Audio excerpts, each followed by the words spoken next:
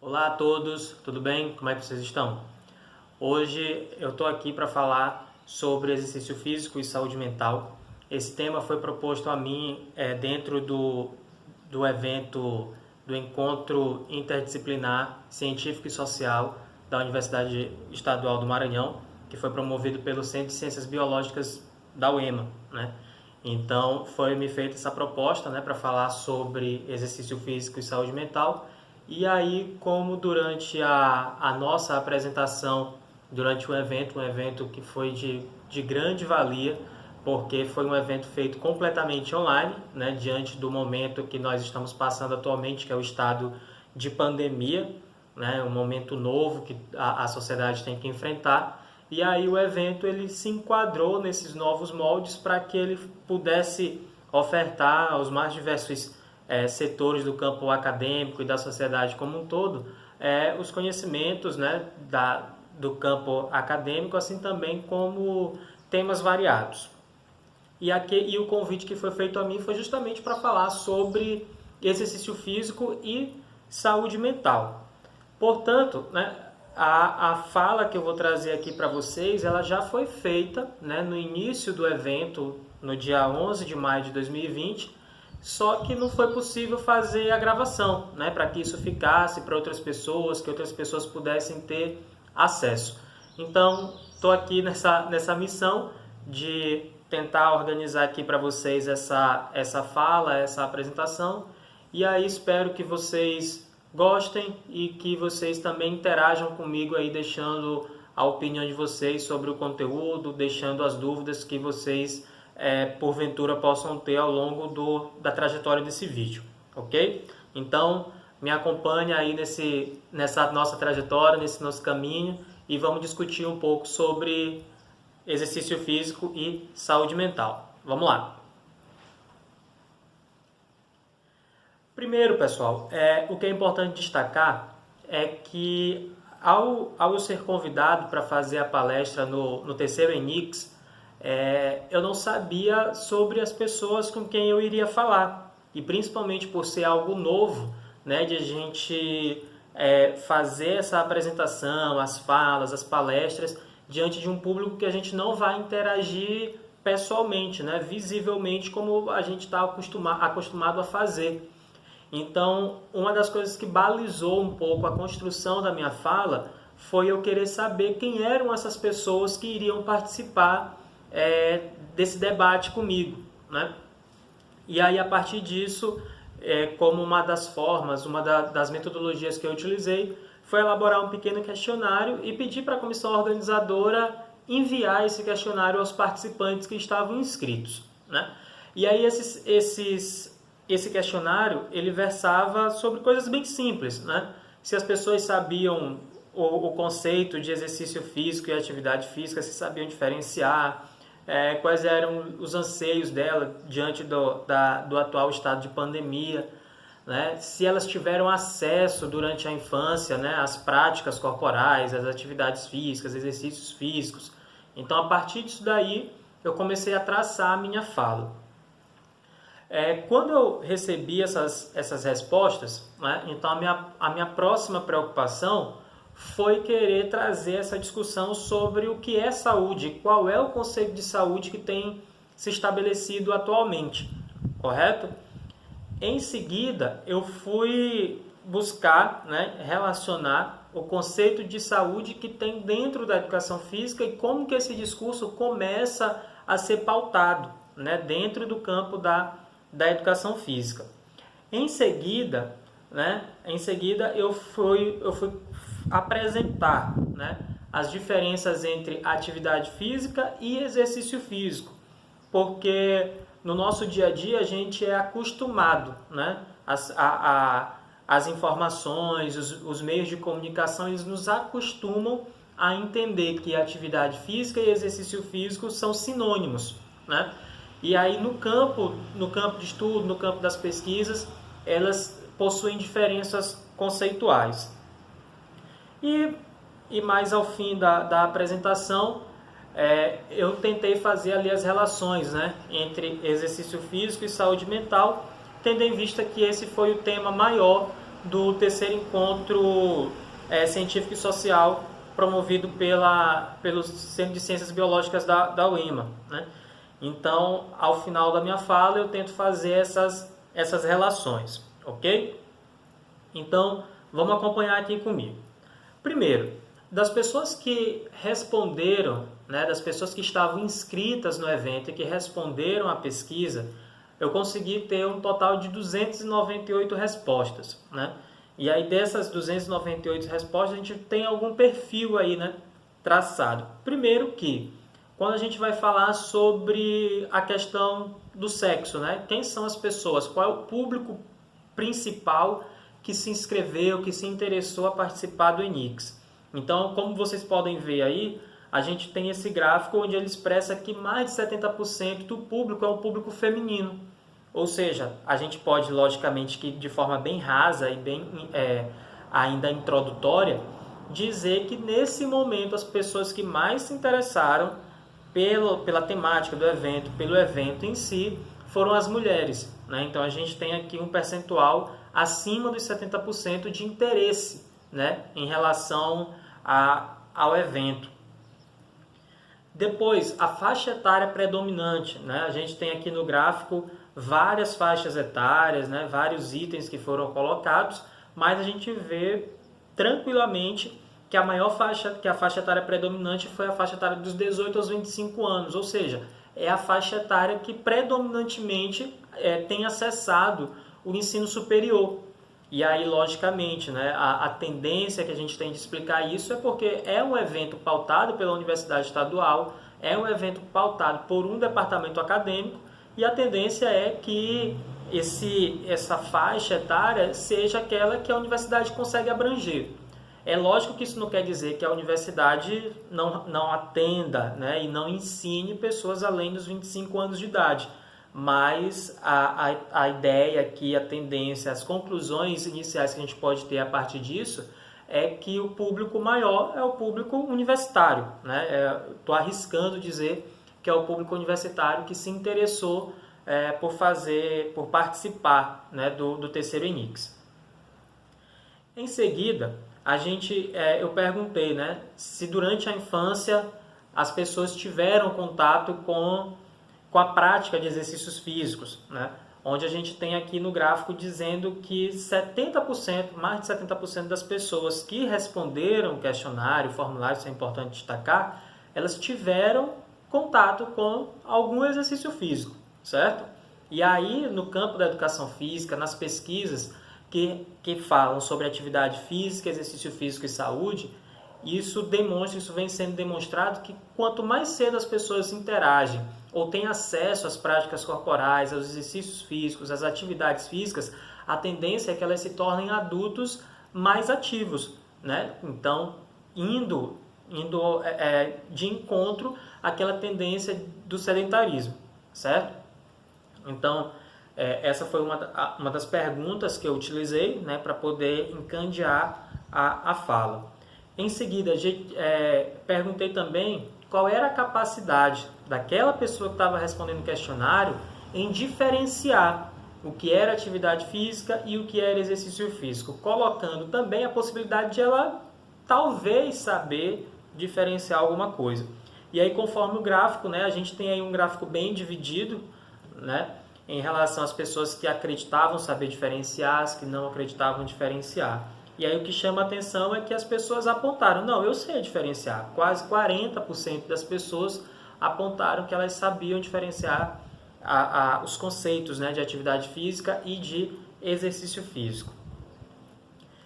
E aí, seguindo, né, sobre esses motivos para não praticar as atividades físicas, a gente tem o que foi citado várias vezes no formulário, e aí é importante também deixar claro aqui que quando eu perguntei sobre quais eram os motivos, a resposta era de caráter aberto, né? Então as pessoas poderiam responder aquilo que lhes viesse à mente.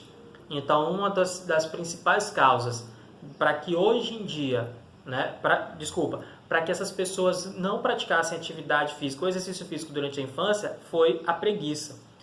Entre a preguiça também foi citado a questão de que não tinha na escola, ou seja, as práticas corporais, exercícios físicos, as atividades físicas não eram proporcionados na escola, e isso aí a gente também, só a partir disso a gente pode discorrer sobre uma série de motivos disso não ser ofertado na escola. Por exemplo, uma escola onde ela tem uma fachada razoável, uma fachada bonita, mas dentro da escola faltam as condições necessárias para que aquilo dali seja executado da melhor forma, né? Para que as práticas corporais, para que as atividades físicas, para que os esportes sejam praticados da melhor forma possível. Entre outros motivos, a questão do bullying, ou seja, isso não é de hoje, né? Não é de 5 anos atrás que a gente está ouvindo falar de bullying, mas isso acontecia recorrentemente durante a nossa infância, só que isso tinha um outro nome. Era zoação, era brincadeira, era gozação, e que as pessoas não podiam retratar o quanto que elas passavam mal, o quanto que elas sofriam ao sofrer esse tipo de ação, inclusive por pessoas da mesma faixa etária. Então, a questão do bullying foi apresentada aqui nesse nosso contexto, né, como um dos motivos, né, de se não praticar os exercícios e atividades físicas durante a infância. Outro motivo foi a questão da distância entre o local de moradia e o local para se ter acesso a essas práticas corporais. Então, o fator geográfico ele é um fator impeditivo para que as pessoas se estimulem a realizar as práticas corporais. Eu não falei antes, mas é interessante a gente entender que quando eu falo sobre práticas corporais, eu estou englobando uma série de atividades físicas, uma série de exercícios físicos, correto? Então, para a gente ter isso aqui claro, quando eu falar de práticas corporais, a gente tem muitas atividades, muitos exercícios físicos que são englobados dentro desse conceito das práticas corporais, ok? Então, a distância, como eu já falei, ela foi considerada um fator impeditivo, né, para a prática das atividades físicas, dos exercícios físicos durante a infância. Outro fator é a questão da falta de incentivo. Então, olha, não me incentivaram a praticar nada e aí eu já não queria mesmo, então eu achava que era impossível. Então eu fiquei dessa forma. E aí hoje eu também não gosto de fazer atividade física e exercício físico. Então a falta de incentivo foi apontado como um dos motivos para que não tivesse acesso ou não se interessasse pelas questões das atividades físicas, né, durante a infância. Outro ponto elencado é a questão de que eu gostava mais de ler. Então o hábito da leitura para algumas pessoas ele servia como um ponto excludente à prática corporal. Olha, eu gosto de ler é muito bacana, então, eu estou lendo, então eu não vou fazer atividade física. Então, se eu ocupo meu tempo lendo, eu não tenho tempo para atividade física. E aí, aqui a gente tem que apontar que não é bem assim. A prática da leitura, o exercício da leitura, ela não pode ser fator impeditivo para que as pessoas pratiquem atividade física, né? Inclusive porque quanto mais a gente tem capacidade de ler e de interpretar as informações que chegam até nós, a gente vai ter uma capacidade cada vez mais de fazer sínteses melhores e entender que a atividade física ela vai ser sim importante para a nossa saúde, certo? Então é importante destacar isso. O hábito da leitura não deve ser fator impeditivo às práticas corporais. E aí, o que foi apresentado também é a questão de que não gostava e também não gosto. Essas duas formas, né, da conjugação verbal aqui do verbo gostar é importante a gente destacar porque se eu peço para a pessoa me responder alguma coisa em um formulário, em um questionário, ela fala não gostava, eu vou entender que é uma ação que ficou no passado e eu tendo a acreditar que ela pode mudar, que ela pode vir a gostar de realizar as práticas corporais, as atividades físicas. Agora, quando essa pessoa responde não gosto, isso pode ter ali, né, ficar explícito para a gente que mesmo decorrido alguns anos, essa não vontade de não prática da atividade física, ela permanece. O que para nós, enquanto adultos, pode ser um fator complicador, né, das nossas características, das nossas condições de saúde. Então, a questão do não gostava, mas que passou a gostar, ela já passa a ser um fator positivo. Agora é necessário a gente mudar um pouco a chave do não gosto, né? Olha, não gosto e vai ficar por isso mesmo. Então, nesse momento, enquanto pessoas que, todos nós aqui, né, que lemos, estudamos e todo momento nós estamos revendo nosso posicionamento, é importante também a gente entender que o fato de não gostar de atividade física ele também pode ser algo a ser revisto, certo? Entre outras perguntas que foi realizada nesse formulário, eu perguntei sobre os medos e anseios. E aí, entre esses medos e anseios, várias coisas podem ser citadas. Por exemplo, o medo da depressão, por conta do isolamento social, né, que foi imposto a gente e que realmente é necessário nesse momento. Mas o medo da depressão, o medo de fome, de desemprego, medo da pobreza, alterações do clima. Então, tudo isso foram fatores apontados pelo público ao qual eu ia fazer a apresentação da palestra, que eram os medos que eles apresentavam no momento do formulário, ou seja, no momento que nós estamos passando até agora, no momento da gravação desse vídeo, que é o estado de pandemia, que é a ausência de vacina, a ausência de tratamento para a Covid-19. Então, como ela é uma doença que tem se espalhado pelo contato, né? Então isso nos torna ali muito suscetíveis a contrair a enfermidade, e aí essa contração de enfermidade ela pode provocar todos esses medos e anseios nas pessoas, certo?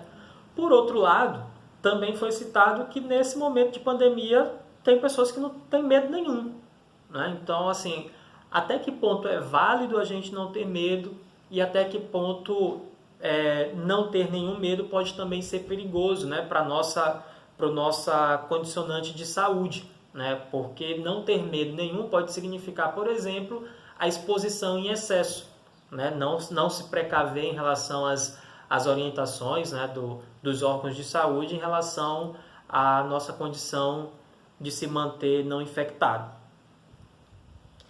Então, seguindo aqui a nossa apresentação, eu vou apresentar então, portanto, os conceitos de saúde e saúde mental. Lembrando que a apresentação desse conceito, ela de forma alguma, ela é produzida por mim, né? Então eu tive aqui o mínimo trabalho de procurar quais eram esses conceitos apresentados para a sociedade e como que esses conceitos eles têm se desdobrado no nosso cotidiano, certo? Então, a OMS, que é a Organização Mundial de Saúde, ela apresenta um conceito de saúde. Como vocês podem acompanhar, né? A saúde é um estado completo, é um estado de completo bem-estar físico, mental e social, e não consiste apenas na ausência de doença ou de enfermidade. Esse conceito ele foi cunhado em 1946, logo depois da Segunda Guerra Mundial. Para aquele momento, em 1946, a OMS ela já apresenta um conceito ampliado de saúde, né? Já vem considerando ali diversos fatores, né? A questão do bem-estar físico e mental, isso é apresentado. Antes de 1946, no final também do século XIX, o conceito de saúde era extremamente pautado na ausência de doença, né? Então, se aquele corpo biológico não apresentava nenhuma enfermidade, a princípio, essa pessoa, esse ser humano era considerado uma pessoa saudável, ok? Só que o que acontece? Esse conceito da OMS ele não é um conceito estanque e ele também não é algo sagrado, que não pode ser questionado, que não pode ser criticado. E aí esse conceito ele vai ser ao longo do tempo criticado, né? Então ele passa a sofrer essas críticas e aí depois ele vem, né? A OMS, como a gente pode ver aqui ao longo do tempo, a crítica ao conceito de saúde da OMS associadas a eventos políticos e econômicos, surge a discussão de saúde como produção social. Ou seja, além de eu ter de ter no meu corpo a ausência de doença, essa saúde ela vai passar a ser entendida como produção social. O que é essa produção social? O que a sociedade ela tem feito, o que ela tem produzido para garantir ou não a saúde das pessoas, certo? Então, a partir desse momento que começa a criticar o conceito de saúde da OMS, passa a se preocupar com outros fatores que podem ser determinantes para a condição de saúde, não só do indivíduo, mas também da população como um todo. Entre esses fatores que passam a ser investigados, a gente vai ter a medicina preventiva, a saúde integrativa, a expansão do conceito de educação em saúde e a rejeição à abordagem higienista. Essa abordagem higienista era aquela abordagem que ela dizia que as pessoas teriam que manter uma higiene adequada para que elas fossem saudáveis. Não que isso seja mentira, não é. Mas a abordagem higienista ela vai para além, né, das questões dos aspectos higiênicos com o próprio corpo. Em algum momento da história, essa abordagem ela tentou fazer a higienização social, né? E aí a gente vai discutir isso mais daqui a pouco. Seguindo aqui, pessoal, com a nossa apresentação, a gente vai ter agora o conceito de saúde mental. Segundo a OMS e a Organização Pan-Americana de Saúde, o conceito de saúde mental é um estado de bem-estar no qual o indivíduo percebe suas próprias habilidades, pode lidar com estresses cotidianos, pode trabalhar produtivamente e é capaz de contribuir para a sua comunidade. Ou seja, esse conceito aqui, ele apresenta que, além de eu estar bem comigo mesmo, as minhas condições biológicas, as minhas condições de saúde estarem tudo ok, tudo legal, eu preciso também ter tranquilidade suficiente para que eu possa produzir para a minha comunidade, para que eu seja produtivo, para que eu seja ativo, certo? Então, a saúde mental ela vai afetar, né, essa outra extensão do quanto eu posso ser produtivo para a minha comunidade, para o meio ambiente. Como que a gente pode entender isso? Eu costumo pensar da seguinte forma: eu não apresento nenhuma enfermidade, não apresento gripe, não apresento dores de cabeça, mas eu não tenho conseguido executar a minha função laboral, seja na indústria, no comércio, na educação. Então, por algum motivo, eu não estou conseguindo executar aquilo que seria a minha função social, a minha função com a minha comunidade. Então, nesse aspecto, a gente pode começar a desconfiar que, por mais que o corpo biológico dessa pessoa esteja ok, né, a gente pode começar a desconfiar que a saúde mental dela não está tão bem assim, tendo em vista esse conceito que está sendo apresentado aqui para nós, certo? Então, a gente pode fazer essas conjecturas a partir daí. Bom, e aí a gente começa a adentrar no ponto agora sobre a questão das consequências do isolamento. A Sociedade Brasileira de Psicologia, ela apresentou no seu site uma série de textos, né, de guias para os profissionais de psicologia, para eles atenderem, né, pudessem atender as pessoas que estavam sofrendo ali com as consequências do isolamento, principalmente aqueles que estão na linha de frente no combate ao coronavírus, que são os profissionais da saúde, certo? Mas essas consequências elas abalam diversas categorias de trabalhadores, as comunidades como um todo, né? Então ninguém está completamente livre desse tipo de consequência. E aí umas que a gente pode citar aqui, acompanhe aí comigo. As consequências físicas, né? Mudança no padrão de sono, mudança nos hábitos de alimentação, alteração na capacidade de atenção e memória, abuso no consumo de álcool, cigarro, medicamentos e outras drogas e substâncias, exaustão e o isolamento em si. Então, isso são consequências físicas.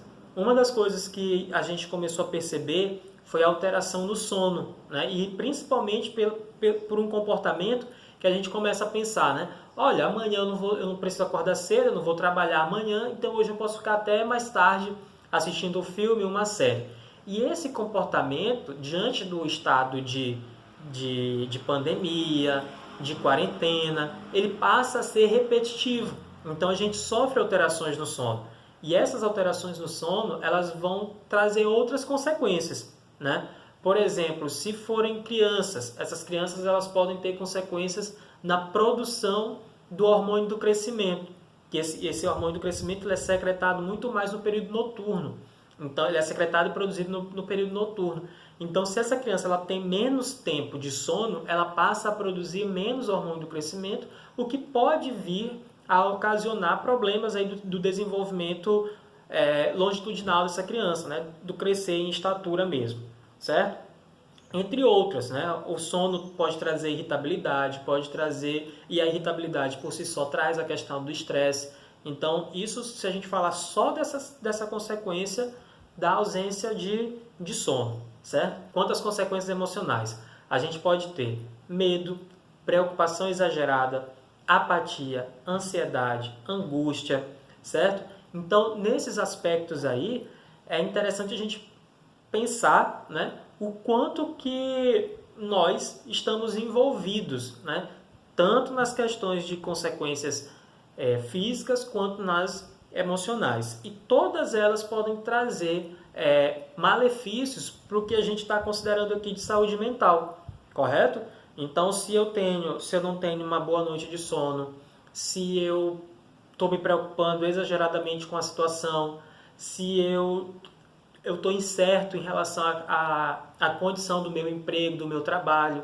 Então, isso tudo pode gerar com que as pessoas passem a ter uma condição de saúde mental cada vez mais prejudicada. Pois bem, então, eu espero que vocês estejam acompanhando até aqui, entendendo como que tem se dado essa questão dos conceitos, né, de saúde mental. E a partir de agora, eu quero falar com vocês a respeito da saúde no Brasil. Seguindo aqui, pessoal, o nosso raciocínio, a partir de agora a gente vai começar a falar sobre saúde no Brasil, certo? Então, para falar sobre saúde no Brasil, eu vou começar falando que a saúde ela teve dois caminhos, né? Ela seguiu dois caminhos. O primeiro foi o caminho, né, ou viés biomédico, e o segundo foi o viés da saúde como produção social. Lembra que eu falei anteriormente que quando o conceito de saúde da OMS ele é criado, ao longo do tempo ele passa a ser contestado, ele passa a ser criticado também, correto? Então, no Brasil, a gente também vai ter esse movimento. Então, o primeiro movimento, o primeiro viés, a primeira abordagem, que é a saúde enquanto características biomédicas, né? Onde o foco vai se dar na doença, e a saúde como produção social, que ela vai apresentar, né, o conceito de saúde mais complexo do que as manifestações de doença em si, e passa a incluir aspectos sociais, econômicos, culturais e ambientais. Vale destacar que, ao longo da história da saúde no Brasil, os governos eles tiveram vários mecanismos para atendimento, né, da população brasileira nos aspectos de atendimento básico. Eu destaco para vocês aqui o que foi sucessor do Sistema Único o que foi o antecessor, do Sistema Único de Saúde, que foi o INAMPS. O INAMPS ele era o Instituto Nacional de Assistência Médica da Previdência Social. O que significa isso? O INAMPS ele atendia as pessoas, os trabalhadores formais, ou seja, os trabalhadores que possuíam carteira assinada. Se a gente pensar que no ano de 1988, o ano em que o SUS foi colocado na Constituição Federal, com a promulgação da Constituição, se a gente pensar que em 1988 a gente tinha uma taxa de desempregados no país muito grande, imagine isso na década de 70, na década de 60, esse percentual era muito maior. Então o INAMPS ele não dava conta de atender de forma universal todas aquelas pessoas que precisavam de ser atendidas. E as pessoas que não tinham a cobertura do INAMPS, elas eram atendidas única e exclusivamente pelos hospitais de filantropia, né? Então, as unidades filantropas, as santas casas, né? Eram esses espaços responsáveis por atender as pessoas que não tinham a carteira assinada, certo? Vale destacar também, pessoal, que, por exemplo, para a gente começar a falar sobre SUS e Sistema Único de Saúde, é importante a gente destacar que houve um movimento muito forte, muito importante, que foi para desembocar depois na criação do SUS. Que movimento foi esse? né? Ou que evento foi esse? As conferências nacionais de saúde, elas foram realizadas várias vezes, né? E até hoje acontece, mas a 8ª conferência, ela foi o divisor de águas, ela foi o que demarcou, né, a luta por um sistema único de saúde.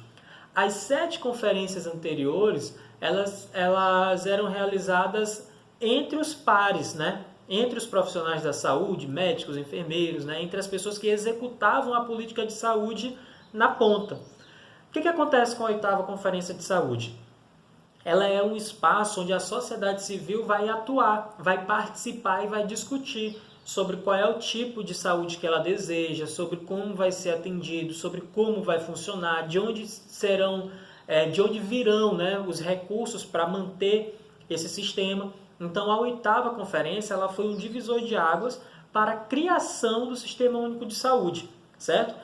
A 8ª Conferência Nacional de Saúde, ela acontece em 1986, né? Em 1987, ela é apresentada para a Assembleia Constituinte e em 88 ela passa a vigorar dentro da Constituição Federal. E aí o que vai acontecer nesse meio tempo aí? A Conferência Nacional de Saúde, né, ela vai sugerir que a saúde passe a incluir dieta, educação, trabalho, situação de moradia, renda e acesso a serviços de saúde. Ou seja, é um conceito, é uma visão de saúde muito mais ampliada do que a ausência de doença. E aqui também a gente pode perceber a saúde como produção social, ou seja, diversos fatores sociais como renda e trabalho, moradia, acesso aos serviços de saúde, eles são fatores que vão interferir sim na condição de saúde das pessoas, da população brasileira, né? Então, esse conceito de saúde ele vai se ampliar, ele vai se complexificar, porque ele passa a levar em consideração diversos fatores e não só a ausência de doença. Eu vou deixar para vocês a indicação de um vídeo que fala sobre a 8ª, né? Que ele passa a Conferência Nacional de Saúde, ela passa a ser conhecida como a 8ª, porque ela demarca, né, o Sistema Único de Saúde. Então eu vou deixar para vocês aí a indicação do vídeo sobre a 8ª Conferência Nacional. Vou deixar o link aí para vocês poderem ir lá assistir. Se for o caso, gerar mais dúvida e voltar aqui para fazer os comentários e a gente poder conversar mais sobre isso. Tudo bem? Então agora, pessoal, por exemplo, onde é que está enquadrada a educação física nesse cenário como um todo? Não é? Como que a educação física se encaixa nisso? A educação física se encaixa nisso, correto? Então, a partir de agora, a gente vai fazer essa discussão. Primeiro que a gente tem que entender que a educação física ela tem uma história, um tronco lá no campo da medicina.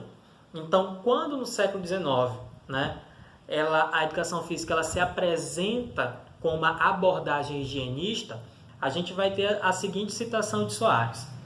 A educação física, que já no século XIX chega aos foros científicos com seu conteúdo médico e higiênico e com sua forma disciplinar voltada ao corpo biológico, ou seja, individual, para a partir dele moralizar a sociedade, além de melhorar e regenerar a raça.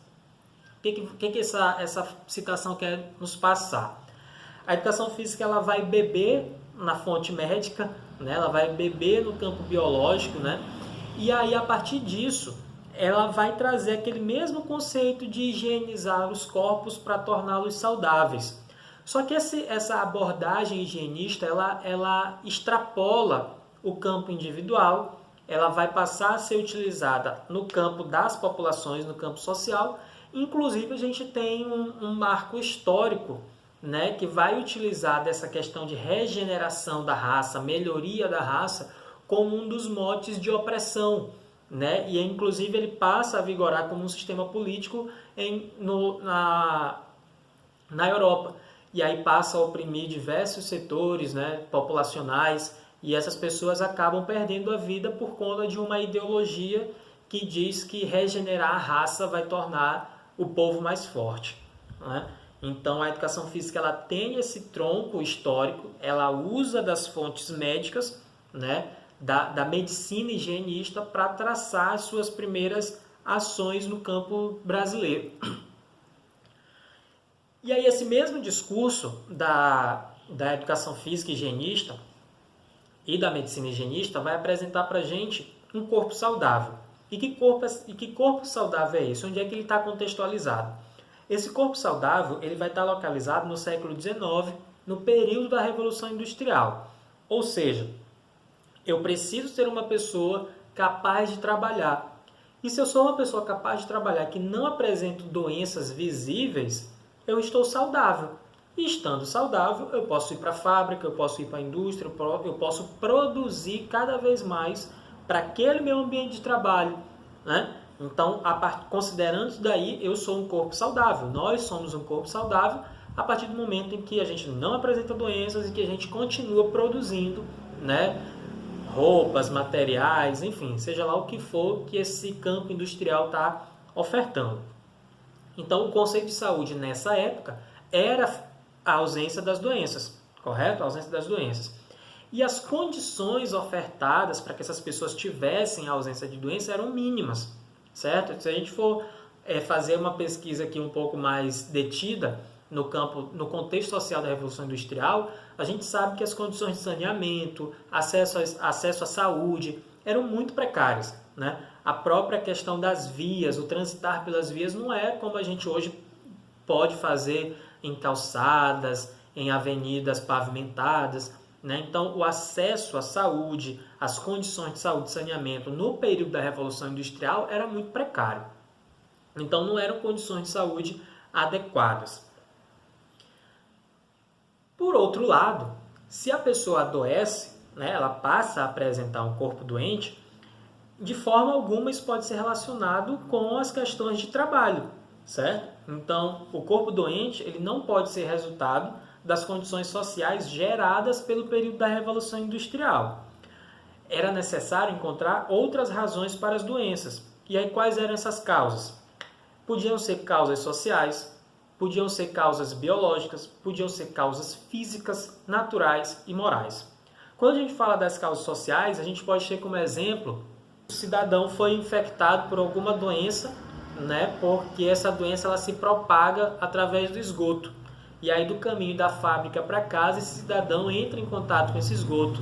Ao andar, transitar de bicicleta, a pé, ou por não se higienizar de fato quando chega em casa.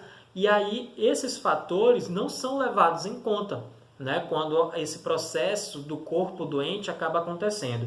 Então, a questão da doença no período da Revolução Industrial e pautado na visão higienista não pode estar relacionado aos contextos sociais, ao contexto de Revolução Industrial, ao aumento da produção, né? Então, essas relações não poderiam acontecer. Só que o que acontece, né? O que a educação física é, né? E aí a gente traz aqui a citação de Marinho. Acompanhe. Considerada como cultura do físico, constituindo-se como parte da medicina, criadora de sofisticadas técnicas esportivas, veiculadora de ideologias, afinal, o que é educação física?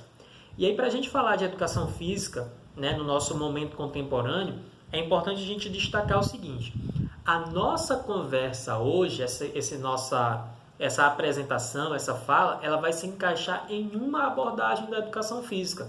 Porque a educação física ela tem várias abordagens, ela pode se apresentar de várias formas para a sociedade. E uma delas é a partir da abordagem da atividade física e saúde. Então, essa nossa discussão aqui de exercício físico e saúde mental, ela se enquadra dentro da abordagem da atividade física e saúde, sendo que a educação física pode ter diversas outras, ok?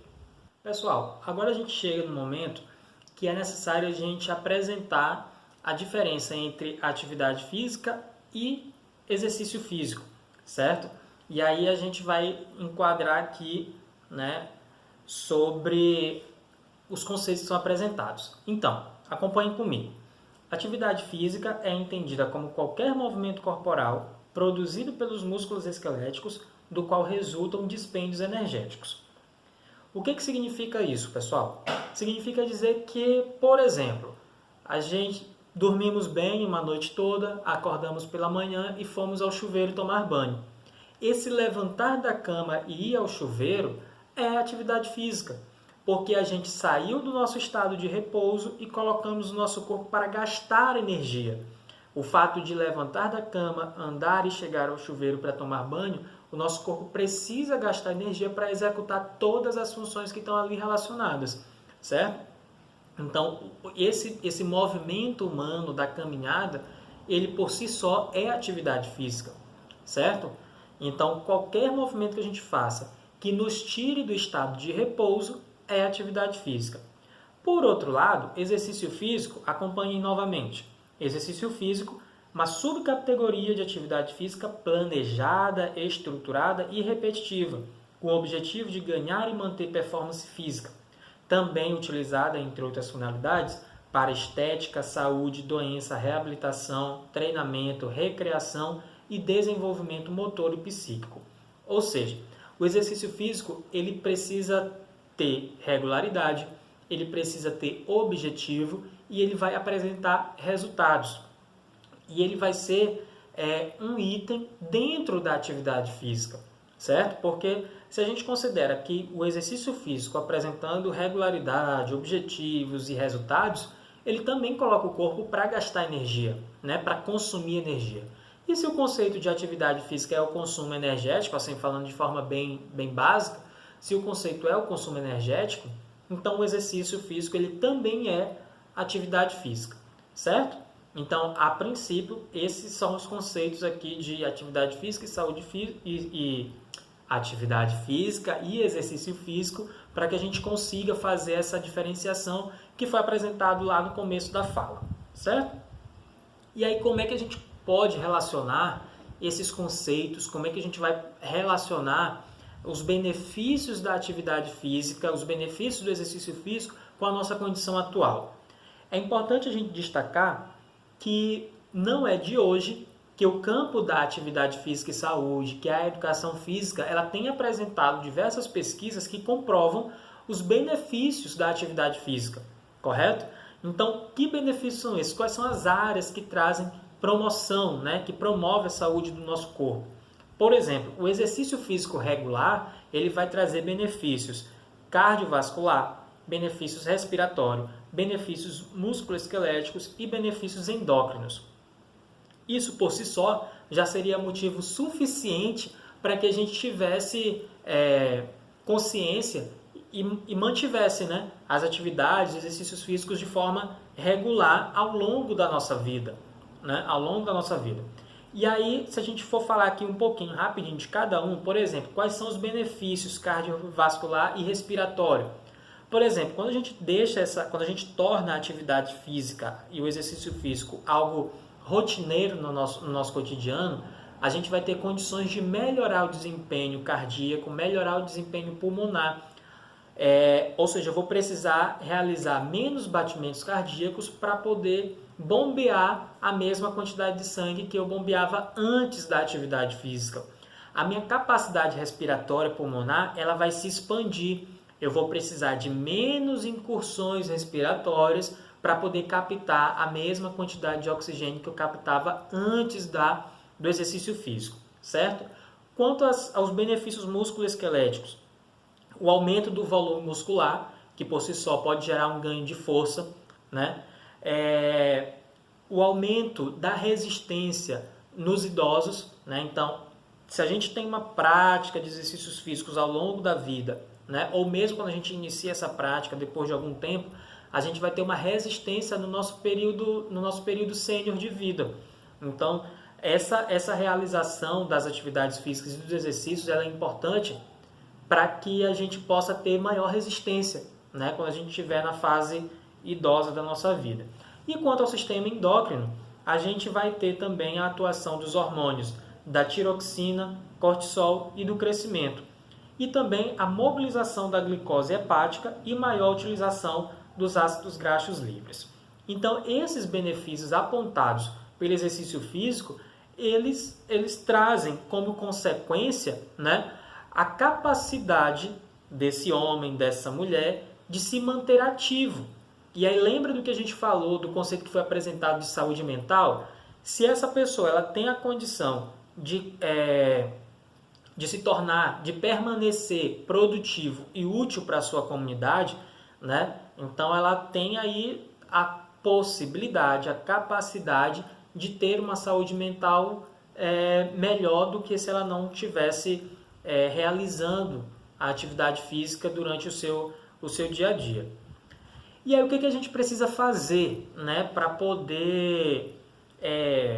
quais são as nossas ações que a gente tem que desenvolver para que a gente tente, né, tornar a atividade física cotidiana, regular, rotineira no nosso dia a dia. Primeiro ponto a destacar é procurar um profissional de educação física para ter as orientações corretas. E aí eu quero destacar uma coisa aqui para vocês, que nesse momento, né, da pandemia, nesse momento atual que a gente está passando, muitos profissionais de educação física estão aí desenvolvendo novas ferramentas para atender os seus alunos. Né? A gente sabe que a gente está sendo privado do contato pessoal e a atividade física, em vários campos da atividade física, o contato físico ele é extremamente importante e necessário. Então, vários profissionais de educação física têm desenvolvido ferramentas diversas, né, para que eles possam atender seus alunos e também que eles possam ter a manutenção da sua sobrevivência, né, a manutenção e execução do seu trabalho, para que eles possam ter renda. Então, se você que está vendo aqui esse vídeo já participa, já integra grupos de treinamento funcional ou tem o seu personal trainer, converse com ele, converse com os grupos para que vocês possam continuar a auxiliar, a ajudar e a manter aí os contratos de vocês com esse profissional de saúde, que tem sido uma área que está extremamente afetada pelo fechamento das academias, pela interrupção da circulação de pessoas nos espaços, ok? Então é importante a gente ter também essa empatia com os profissionais que são autônomos, né? Eles são profissionais autônomos e aí nesse momento podem estar passando por alguma dificuldade na execução do trabalho. A segunda coisa é manter-se em movimento, né? É mais importante do que aumentar o desempenho em alguma atividade física. Para quem já tem a atividade física, o exercício físico no seu cotidiano, é importante lembrar que nesse momento não é interessante fazer aumento do desempenho esportivo ou do desempenho do treinamento. Por quê? Porque o treinamento em excesso, o treinamento intenso, ele pode gerar um déficit na nossa imunidade, que para esse momento não é nada interessante, né? Então, é importante que a gente se mantenha em movimento, mas esse movimento também não pode extrapolar o outro limite, né? A gente não pode querer agudizar o nosso desempenho físico e corporal. Agora eu quero melhorar, agora eu tenho tempo, vou treinar, vou correr muito, vou pedalar muito.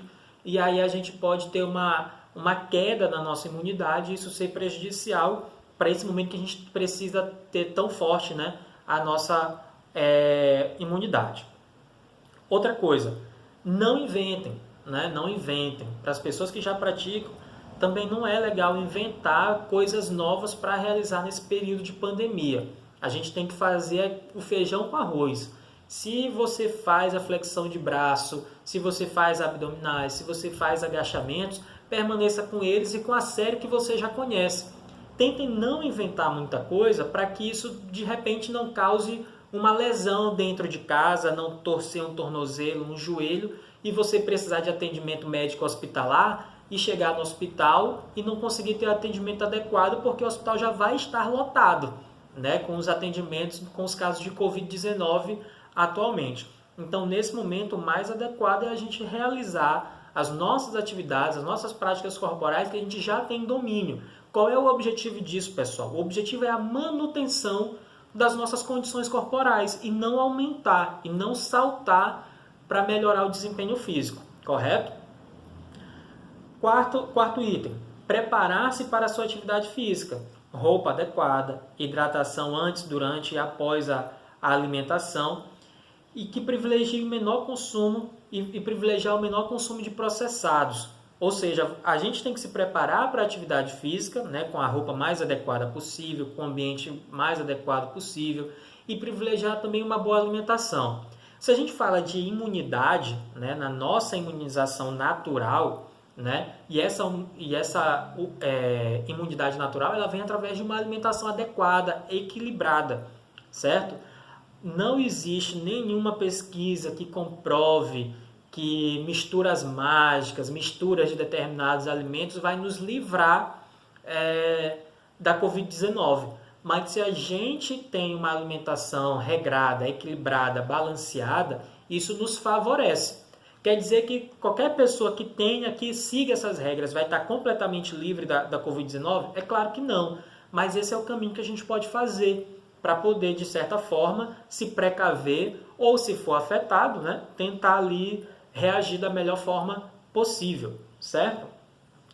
E o recomendado, né, nos órgãos de saúde e também por diversos profissionais da atividade física é que sejam realizados 30 minutos de atividade física. Mas assim, eu não posso fazer 30 minutos, hoje eu só fiz 15, eu vou deixar de fazer? Não. Qualquer tempo disponibilizado para atividade física nesses dias é melhor do que nada, certo? Então, por mais que a gente não consiga realizar 30 minutos diários de atividade física, mas se a gente conseguir dividir algum tempo da nossa semana para atividade física durante esses dias, vai ser extremamente positivo, certo? E aí é extremamente necessário que a gente se mantenha em movimento, né? Essa é uma das melhores opções a se fazer nesse momento, e usar o nosso tempo extra, né? E esse tempo extra entre aspas, para cuidar de nós mesmos, e pois esse nosso cuidado vai representar lá na frente, no futuro, o nosso poder de cuidar das pessoas que a gente gosta, que a gente ama. Tudo bem? Muitos já ouvimos falar que é importante ter equilíbrio para desempenho das mais variadas funções da nossa vida. Logo, o momento que estamos vivenciando requer que saibamos como aplicar esse conceito em nossa vida, o que, obviamente, não é tarefa fácil, mas que fica como uma humilde recomendação. Ou seja, o equilíbrio nas nossas ações, no cuidado consigo mesmo, no cuidado com as pessoas que moram e vivem com a gente, certo? No cuidado, no equilíbrio com a atividade física que a gente escolhe fazer. E isso tudo, né, vai resultar para todos nós uma condição muito melhor de saúde mental, certo? E para finalizar aqui, eu vou deixar uma imagem para vocês que ela serve e ela é utilizada nos mais diversos campos da atuação humana, que é uma frase de Rosa Luxemburgo: quem não se movimenta não sente as correntes que o prendem, ok? Então, não vamos ficar parados nesse momento, vamos nos movimentar dentro de casa, certo? Fazendo as nossas tarefas diárias, tudo que for possível, e dessa forma tentar manter aí nosso equilíbrio mental, correto?